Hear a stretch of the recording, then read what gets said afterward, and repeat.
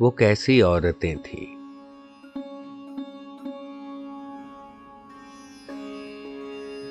वो कैसी औरतें थीं जो गीली लकड़ियों को फूंक कर चूल्हा जलाती थीं, जो सिल पर सुर्ख मिर्चें पीसकर सालन पकाती थीं, सुबह से शाम तक मसरूफ लेकिन मुस्कुराती थीं।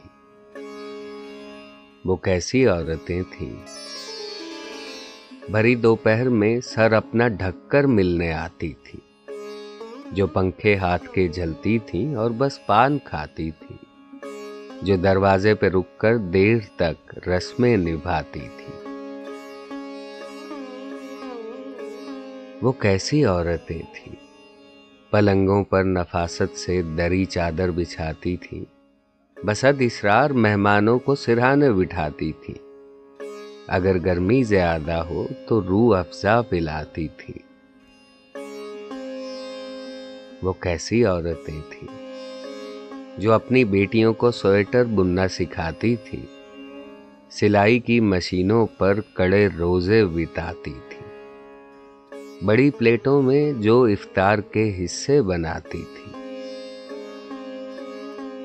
वो कैसी औरतें थीं जो कलमे काढ़ कर लकड़ी के फ्रेमों में सजाती थीं, दुआएं फूंक कर बच्चों को बिस्तर पर सुलाती थीं और अपनी जानमाज़ें मोड़कर तकिया लगाती थीं।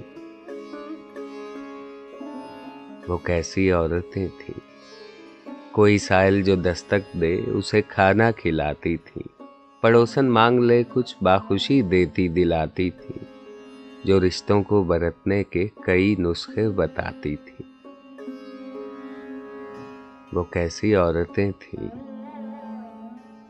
मोहल्ले में कोई मर जाए तो आंसू बहाती थी, कोई बीमार पड़ जाए तो उसके पास जाती थी, कोई त्योहार हो तो खूब मिलजुल कर मनाती थी। वो कैसी औरतें थीं। मैं जब घर अपने जाती हूँ तो फुर्सत के ज़मानों में उन्हें ही ढूंढती फिरती हूँ गलियों और मकानों में। किसी मीलाद में, जुज़दान में, तस्बीह दानों में, किसी बरामदे के ताक पर, बावर्ची खानों में। मगर अपना ज़माना साथ लेकर खो गई है वो, किसी कब्र में सारी की सारी सो गई है।